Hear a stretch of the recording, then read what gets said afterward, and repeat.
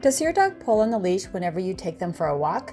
My name is Angie Falsick with Positive Canine Obedience, and in this video, I talk about 2 reasons why dogs tend to pull, along with a couple of tips on how you can begin to change that unwanted behavior. My name is Angie Falsick. I am the owner of Positive Canine, and again, we're going to be talking about what I find the 2 most common reasons why dogs tend to pull. So the first reason is it's rewardable. So we go out with our dogs start to pull, we're out on a walk, and we keep going. The dog keeps pulling, we keep going, we're right behind them, we're actually encouraging it, we're basically rewarding our dog for pulling us. And sometimes, it gets pretty excessive, and we're almost like jogging or even sometimes running with our dogs, and we're like, oh my gosh, this isn't really enjoyable anymore. Like, I don't really want to do this anymore because I don't have any control, and it's hurting my shoulder, and it's just not fun. So the fact that they are getting rewarded encourages the behavior. Then if you add in something that they're getting to, whether it's a person or a dog or a toy or some food or whatever it is, like if it's a person, because of course, we all want to socialize our dogs, and we want our dogs to be social and nice with people and with other dogs. So when they get to that person and that person then pets the dog, even as the dog is jumping up, now it's a bonus reward. So they got rewarded from the handler who is continuing to move forward while the dog is pulling. So there's the first reward. Then they get to whatever it is that they want, person, dog, toy, whatever, and now they're getting an extra reward for that. So that really is one of the biggest reasons that I find that dogs tend to pull is because they just continue to get rewarded for it.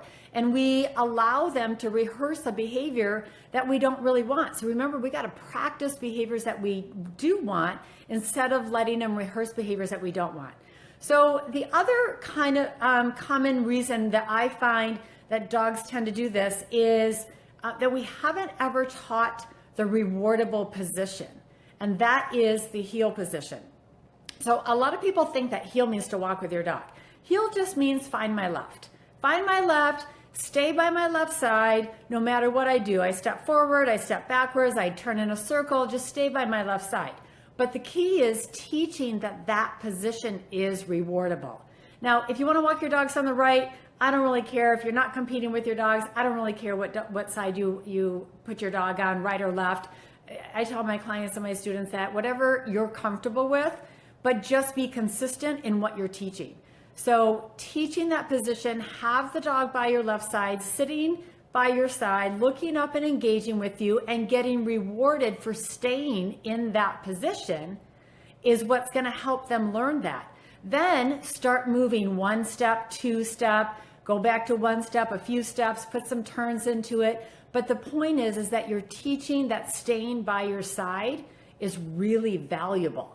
So again, the one main reason we talked about was that pulling, they get some kind of reward for it. So either you're continuing to go with your dog and therefore your dog is getting the message that this is how the game is played, and or then they're getting to what it is that they wanted and now they're getting a bonus reward for that. So there's nothing for them to learn that pulling isn't okay. And then the other thing that we talked about was rewarding the position that you want. So teaching the position that you want, giving them the reward for that. Practice the behaviors that you want. Don't let them rehearse the behaviors that you don't want. So that's key in any part of your training.